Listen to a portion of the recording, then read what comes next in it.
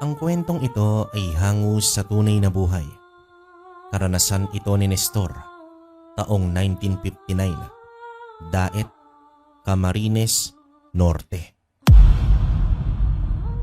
Itong mga panahong ito, kabilang si Nestor sa mga kalalakihang naglilibot ng mga paninda sa Quezon. Kalabaw lamang ang kanilang sinasakyan noon, gawa ng napakadalang pa ng mga sasakyan. Noong mga panahong iyon, bagamat mahirap ang trabaho, napakadali naman doong makakuha ng pera. Sa oras na maibenta na nila ang kanilang daladala. Sa loob ng ilang taon, ganon at ganon ang naging trabaho ni Nestor. Ayaw naman niyang magtrabaho sa may sagingan gawa ng alam niya sa kanyang sarili na hindi siya uunlad sa ganoong trabaho. Peligroso ang paglalako, pero alang-alang sa kanyang pamilya, nakahanda siyang itaya ang lahat. Isang araw, dumating ang kanilang mga ilalako galing probinsya. Pagkakita naman nila na marami-rami ito noong araw din yon, inihanda na nila ang kanilang mga gamit na maaari nilang mapakinabangan sa kanilang paglalakbay. Nagpasya na dinoon ang kanilang pangkat na sa susunod na araw ang alis nila. Kaya na may hindi nakapagreklamo itong si Nestor. Marami pa man siyang gagawin sa kanila. Pinili niya yung ipasa sa kanyang asawa at mga anak.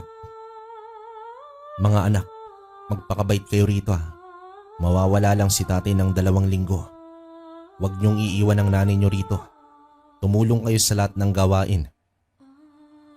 Wika ni Nestor habang inaayos ang kanyang mga gamit at armas. Matapos niya yung mailahad sa kanyang mga anak, agad naman siyang tumungo sa kanyang asawa para makapagpaalam. Nang maayos na rin niya ang lahat ng kinakailangan niyang gawin, maaga naman ang ginawa niyang pagpapahinga. Pagising niya mga bandang 5:00, naabutan niya ang kanyang mga kasamang naghihintay sa labas ng bahay nila. Sa pag-alis nila sa kanilang baryo, naging maayos naman ang lahat. Sanay na noong maglakbay ang kanilang grupo gawa ng ilang taon na din nila yung ginagawa. Hindi naman sila gaanong nababahala sa daan, gawa ng nasa 5 kalabaw ang kanilang dala. Lahat ng mga ito ay merong kangga na siyang nagdadala ng kanilang mga ilalako. Sa pagsapit ng umaga, kahit papaano, medyo nakalayo na sa norte ang kanilang grupo. Marami din sila noong tinigilang mga lugar upang magpahinga at magbaka sakaling merong bibili ng kanilang produkto. Ginagawa nila yon upang mabawasan ng bahagya ang bigat na pinapasan ng kanilang kalabaw. 2 araw pa ang lumipas, nagpatuloy pa rin ang kanilang masayang paglalakbay. Kwentuhan dito, kwentuhan doon. Yun lamang ang kanilang nagagawa habang umuusad ang kanilang grupo. Pagdating nila sa isang bayan ng Bicol, tumigil muna sila roon upang makinig sa mga usaping nangyari ukol sa mga susunod na bayan. Ginagawa nila ito upang madali silang makaiwas sa oras ng panganib. Sa pagpapatuloy ng kanilang pagmamasid sa bayan, doon nila nakilala ang isang lalaking nagbigay sa kanila ng impormasyon ukol sa kasalukuyang nangyayari sa susunod na bayan na kanilang madaraanan. Bagamat napakadungis ng itsura ng lalaki, binigyan ito nila Nestor ng pagkakataon para makapaglahad ng istorya sa kanila. Manong, bibigyan ka namin ng pera kapag maganda ang balitang daladala mo. Ayos yun, di ba? Ngayon, maaari bang malaman kung ano ang ganap sa susunod na bayan? Wika ng pinuno ng pangkat nila Nestor. Nang marinig ito ng lalaki, bigla namang kumunot ang noo nito na para bang hindi niya nagustuhan ang sinabi ng kasama ni Nestor. Inulit pa ng kanyang kaibigan ang naging tanong nito bago tuluyang napilitang sumagot ang lalaking kanilang napagtanungan. Huwag na kayong tumuloy. Bumalik na kayo sa inyong pinanggalingan. Usong patayan ngayon sa daan. Delikado sa mga katulad ninyong nakasakay sa kalabaw. Sagot naman dito ng lalaki sa kanila. Dahil nga sa sinabi nito, bigla namang nagalit ang kanilang kasama. Gawa ng para sa kanila, hindi magandang biro ang sinabi ng lalaki. Imbis na bigyan nila yon ng pera, nasapak pa ito ng namumuno sa kanila dahil naman sa labis na pagkabigla. Bagaman nakita nila ni Nestor ang pagdugo ng bibig ng lalaking yon, nakakapagtakang hindi sila nito pinatulan. Ang ginawa nito, marahang tumalikod sa kanila habang patuloy na humahalakhak. Panay din ang pagsipat nito sa kanila at pagsenyas ukol sa peligrong kanilang makakasagupa. Sa paglayo nito sa lugar na kanilang kinaroroonan, panay naman ang kanilang pag-uusap ukol sa nangyari. Ang tanging naisip na lamang nila ay baliw ang lalaking yon at hindi dapat patulan. Sa pagtalikod ng araw sa kalupaan, muling nagpatuloy ang kanilang grupo sa kanilang paglalakbay. Wala naman sila noong iniisip na iba kundi ang kanilang madadatnan sa lugar na kanilang pupuntahan. Habang lumalayo naman sila sa bayan, naging maayos naman ang lahat.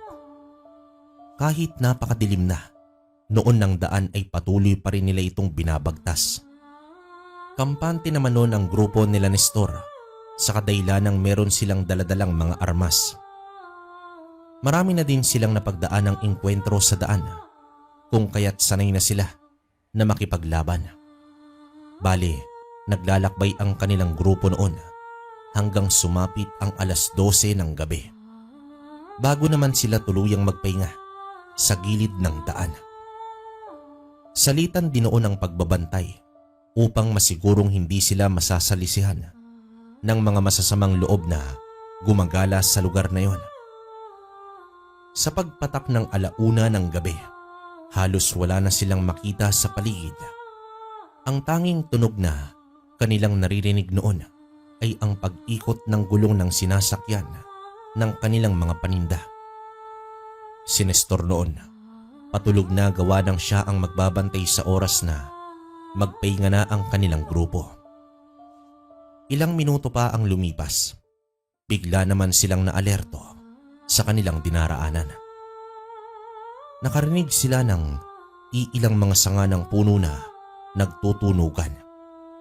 Pagsilay nila sa mga ito, wala naman silang nakita kung kaya't patuloy pa rin sa pagbagtas ng daan ang kanilang grupo.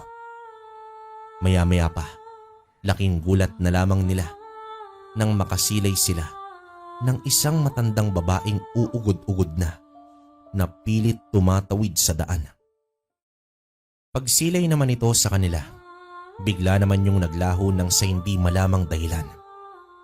Dahil naman sa pangyayaring iyon, bahagyang natigilan ang nagmamaniobra ng kanilang mga dalang kalabaw dahil sa takot. Lahat ng mga ito ay nakita ang matandang yon na siya namang nagdulot ng kilabot sa kanilang pangkat. Hindi na din sila noon nagtalo pa sa kanilang nakita, lalo pat lahat naman sila naging saksi sa pagpapakita ng matanda. Sa paggising ng kanilang pangkat, agad naman itong pumalit sa kasama nilang nagdadala ng mga kalabaw. Bakit kayo uminto? Para multo lang natatakot kayo. Diretso lang, hindi nangangagat yan. Wika naman dito ng kanilang pinuno pagkuha nito ng tali ng kalabaw. Matapos nitong makapagsalita, muling nagpatuloy ang kanilang grupo. Lahat sila ay kanya-kanya nang nakahawak sa kanilang mga armas, handang lumaban sa oras na meron sa kanilang manghamak na isang nilalang. Si Nestor noon, hindi na din nakaidlip. Gawa ng sapilitan siyang pinagbantay ng kanyang mga kasama. Sa pagpapatuloy ng ganoong pangyayari, bigla naman silang nagtaka. Gawa ng napakatahimik ng buong paligid. Ni hunay ng kuliglig ay wala silang narinig na para bang merong kakaiba sa lugar na yon. Pagdaan nila sa parte ng sagingan, laking gulat na lamang nila nang makarinig sila ng may hinang orasyon sa buong paligid. Pagsipat ni Nestor sa likurang parte ng kanilang mga kangga, bigla namang nanlaki ang kanyang mga mata nang masipat niya ang grupo ng mga tao na para bang nagpoprosesyon sa likod nila. Panay ang pagbanggit ng mga ito ng mga katagang hindi nila naiintindihan. Habang patuloy iyong nakatitig sa kanilang dinaraanan, paulit-ulit din yung sinisipat ni Nestor, pero bigo siyang makilala ang mga ito dahil sa mga suot nitong balabal na halos sumayad na sa lupa. Dahil naman sa takot na kanyang naramdaman, halos ilang minuto din siya noong hindi nakagalaw sa kanyang kinaroroonan. Patuloy lamang ang kanyang pagtitig sa mga ito na para bang naghihintay ng mga susunod na pangyayari.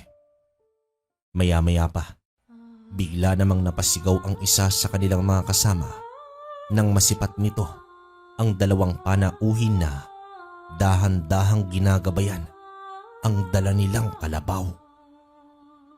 Kahit ang pinuno noon ng kanilang grupo ay hindi na nakapalag sa kadailanang maging ito man, hindi makapaniwala sa mga bagay na kanilang nasisilayan. Sa pagpapatuloy ng ganoong pangyayari, kitang-kita ni Nestor ang paglihis ng kanilang sinasakyan sa daang dapat sana nilang tahakin. Nang medyo nagkaroon na siya ng lakas ng loob na gumalaw ay agad naman niyang tinungo ang unahang bahagi ng kangga upang masilayan kung ano ang nagaganap sa kanilang unahan. Pagsilay niya doon, tumambad sa kanya ang napakaraming taong nasa paligid ng kalsada at paisa-isang naglalapag ng dahon ng saging sa dinaraanan nila. Pagtitig niya sa isa sa mga ito, tumambad sa kanya ang pagmumukha ng nilalang na halos kahalintulad ang pagmumukha ng isang matandang baboy. Naglalaway ang nilalang na yon habang patuloy na pinagmamasdan ang kanilang kalabaw. Napapansin din doon ni Nestor ang pagiging mahinahon ng kanilang mga kalabaw kahit hindi nito kilala ang mga nilalang na nakahawak sa kanila. Maya-maya pa, narating na nga nila ang isang baryong hindi gaanong kalakihan na pinaiikutan ng mga kakawyan. Napakaraming tao sa lugar na yon na siya namang naging palaisipan para sa kanya. Bagamat gabi, alam niyang purong gubat ang lugar na yon. Gawa ng ni minsan sa buong buhay niyang paglalakbay, hindi pa nila ito nadaraanan. Sa pagtigil ng kalabaw, doon niya narinig ang mga pagat ng mga nilalang na para bang labis nitong ikinagagalak ang kanilang pagdating. Pag-utos ng isang nilalang na bumaba ang lahat ng kasama ni Nestor, ramdam na ramdam naman niya ang pagsibabaan ng mga ito. Siya naman noon, imbis na sumunod sa utos, nagpasya naman siyang buksan ang isang sakong asin para doon magsumiksik. Ikinalat niya din sa kangga ang iilan nitong laman upang magsilbing una ng hanay ng depensa laban sa mga nilalang na pinaghihinalaan niyang mga aswang. Pumasok na din sa isip niya noon na kung totoo mang mga aswang ang mga nilalang na yon, ay napakapalad niya sa kanggang kasalukuyan niyang sinasakyan. Mga rekados kasi ang binabantayan doon ni Nestor na kalinasanang ibebenta sa lugar ng Quezon. Ilang minuto pa ang lumipas, patuloy pa rin ang pagrinig niya ng mga orasyon sa buong paligid. Pinilit niya noong sumilip sa dingding ng kangga pero wala talaga siyang maaninag dahil sa dilim ng lugar na kaharap nito. Ang tanging pinagbabasehan noon ni Nestor ay ang ingay na kanyang naririnig sa buong lugar.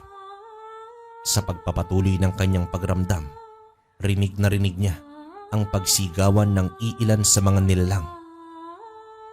May isa na siya noong kasamang sumigaw, subalit mabilis din namang yung nawala.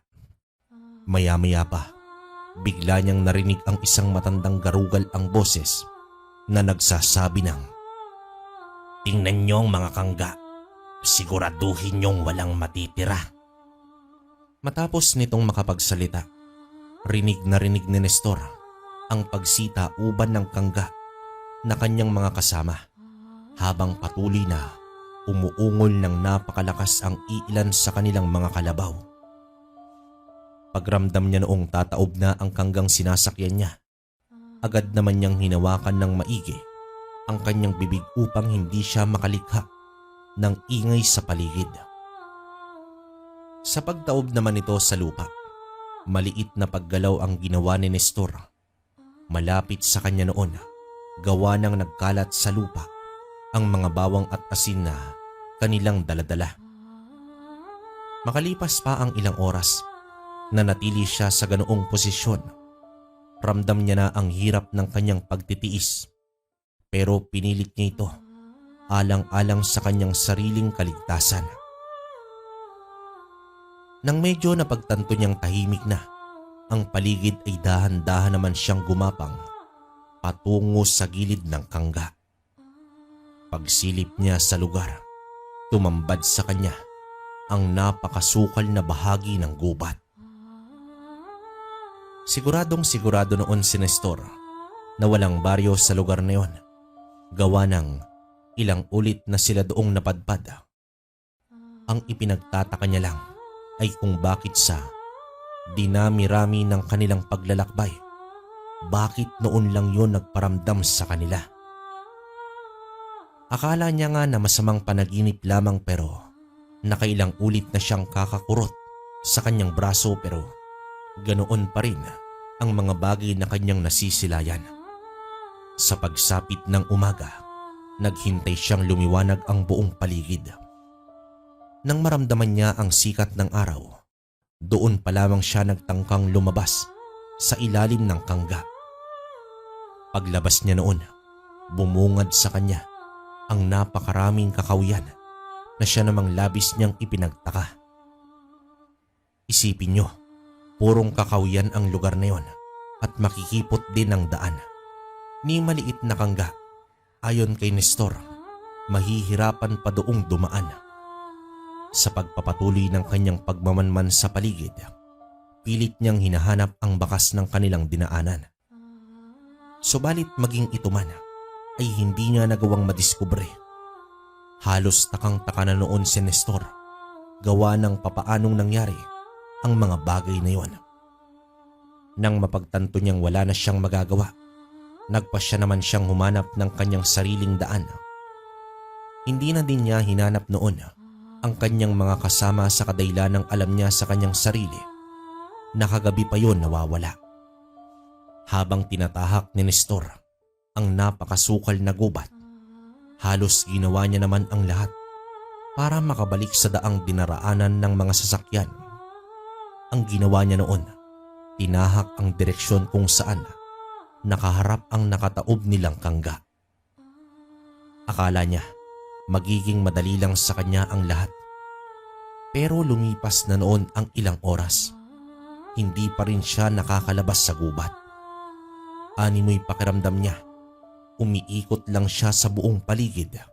Subalit, dahil sa kawalan ng kaalaman ni Nestor pagdating sa lihim na karunungan, nagpatuloy lamang siya sa kanyang paglalakad. May mga pagkakataong nananakbo na siya, pero hindi niya pa rin magawang makalayo sa lugar na yon. Kinahapunan, nanatili pa rin nag-iikot si Nestor. Tulala na siya noong naglalakad habang patuloy na nananalangin na sana siya ay mailayo sa kapamakan. Ramdam na din niya ang gutom sa katawan, ngunit hindi yon ininda ng kanyang isipan dahil sa labis na pagkabahala. Alam niya kasi na malalagay siya sa panganib sa oras na abutan siya doon ng gabi. Sa pagpatak ng 5:00 ng hapon, habang naglalakad si Nestor, doon niya naalala ang mga bagay na minsang naikwento sa kanya ng kanyang ama. Nang maalala niya ang tungkol sa pangontra laban sa panliligaw ng mga engkanto, agad naman niya yung ginawa nang walang pagdadalawang isip. Pagbaliktad niya ng kanyang damit, tila ba tumalas ang paningin ni Nestor nang sa hindi malamang dahilan. Nasipat na din niya noon ang tamang daan na parabang pumasok na lamang ito sa kanyang isipan. Dala ng kanyang pagmamadali at pag-aalala, agad niya yung tinahak ng walang pagdadalawang isip. Ginawa niya din noon ang lahat upang makalayo sa gubat. Sa pagpapatuloy ng kanyang pananakbo, ramdam na ramdam niya ang panghihina ng kanyang katawan. Bagamat papaubos na ang kanyang lakas, pilit pa rin siyang lumalaban, alang-alang sa pamilyang kanyang iniwan. Bago naman tumalikod ang araw sa kalupaan, doon na nga nasipat ni Nestor ang labasan ng gubat. Pagsilay niya rito, halos mapunit naman ang kanyang labi dahil sa sobrang kagalakan. Hindi niya kasi noon inaasahan na magagawa niyang makaligtas ng buhay sa gubat na yon. Ilang minuto pa ang lumipas habang kasalukuyan na naglalakad si Nestor sa gilid ng daan. Dahil naman sa mga pangyayaring kanyang naranasan ay tulalang-tulala siya noon na halos hindi niya na alam ang gagawin sa kanyang sarili. Halos mabaliw-baliw na noon si Nestor. Gawa ng sumailalim na ang kanyang isipan sa matinding depresyon at takot sa mga nilalang na maaari niyang makasagupa sa daan. Maya-maya pa, bigla namang binalot ng takot ang kanyang katawan nang masipat niya ang dahan-dahang pagdilim ng buong paligid. Ang ginawa niya noon, magtago sa gilid ng daan habang patuloy na nakikiramdam. Sinubukan niya din noong gumapang sa gilid ng talahib para lamang mailigtas ang kanyang sarili. Sa pagpapatuloy ng kanyang ginagawa, muli na naman siyang napatahimik nang marinig niya ang paglalakad ng iilang mga panauhin. Pagsilay niya sa ibayong parte ng daan, doon niya nasipat ang hindi mabilang na tao na naglalakad hawak-hawak ang mga maliliit na sulok. Sabay-sabay ang mga itong nag-oorasyon ng mga kataga na talagang hindi niya maintindihan. Dala ng kuryosidad ni Nestor, pinilit niya yung pagmasdan upang sa huling pagkakataon magawa niyang malaman kung anong uri ng mga nilalang ang mga ito. Ilang minuto pa ang lumipas, bigla naman siyang napatitig sa unahang parte ng mga nagpoprosesyon ng masipat niya, ang 2 kabayong naglalakad. Sa likod ng kabayo, doon nakita ni Nestor ang 3 kataong nakasakay na para bang hindi na ito gumagalaw. Malaya itong sumusunod sa mga nilalang na yon sa kabila ng kakatakot nitong mga anyo. Maya-maya pa, doon niya napagtanto na ganoon din ang nangyari sa kanilang grupo. Ang labis niya noong ipinagtataka ay kung saan nanggaling ang mga panauhin na merong suot-suot na mga balabal. Ayon pa kay Nestor, nasa 20 katao ang mga panauhin, kung kaya't napaka-imposible na hindi niya matukoy ang pinanggalingan ng mga ito. Akala nga niya sa dinadaanan nilang baryong yon nanggaling, subalit hindi pala. Sa pagpasok ng mga nilalang na yon sa gilid ng daan, agad din naman yung naglaho sa kanyang paningin na parang isang bula. Hindi pa man tuluyang nakakapasok pa isa-isa nang nagsipatayan ang mga sulo nito hanggang sa hindi maglaon, tuluyan ang binalot ng dilim ang buong paligid. Pagramdam ni Nestor na ligtas na ang daan, agad naman niya yung binagtas patungo sa karatig baryo. Kahit napakalalim na noon ng gabi, hindi siya tumigil sa kanyang paglalakad hanggang sa marating niya na bago sumapit ang 2:00 ng madaling araw. Pagdating niya sa bukana ng baryo, bumungad naman sa kanya ang lalaking minsan nilang nakausap na nakangiti. Animoy hindi pa man niya sinasabi ang nangyari sa kanila. Alam na nito ng lalaki. Dala ng galit ni Nestor. Agad naman niya yung hinawakan sa leeg habang nagwiwika ng, "Anong kinalaman mo sa mga demonyong yon? Magsalita ka." "Abay, wala akong kinalaman doon. Nagkakamali ka. Binalaan ko na kayo, diba? Bakit hindi kayo nakinig? Huwag mo kong sisihin sa mga nangyari. Hindi ako nagkulang sa pagpapaalala sa grupo ninyo." Sagot naman ito sa kanya habang mabilisang tinanggal ang kanyang kamay na nakahawak sa leeg nito. Nang marinig ito ni Nestor, bigla naman siyang nakaramdam na takot sa kanyang katawan. Na para bang may kakaibang presensya ang lalaking iyon na pilit na naninindak sa kanya. Pagtitig niya sa namumula nitong mga mata, halos manigas naman ang kabuuan ng kanyang katawan dahil noon sa labis na pagkagulat. Matapos niya yung makita, dahan-dahan namang inilapit ng lalaki ang kanyang bibig sa tenga ni Nestor habang bumubulong ito ng, "Umuwi ka na, tol. Walang mangyaring maganda sa'yo rito. Sa susunod, makinig kayo sa mga payo.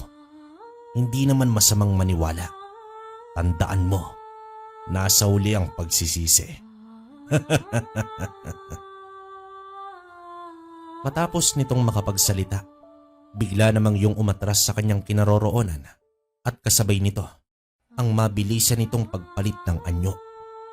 Sa isang iglap, bumungad sa mga mata ni Nestor ang katakatakang isang dambuhalang uwak. Hindi naman naglaon lumipad din ito hanggang sa siya na lamang ang natira sa baryo.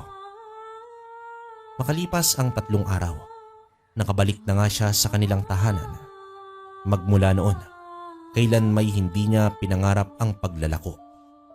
Paunti-unti niya ding binayaran ang pinsalang kanilang nagawa sa mga paninda upang hindi siya makasuhan ng kanilang amo.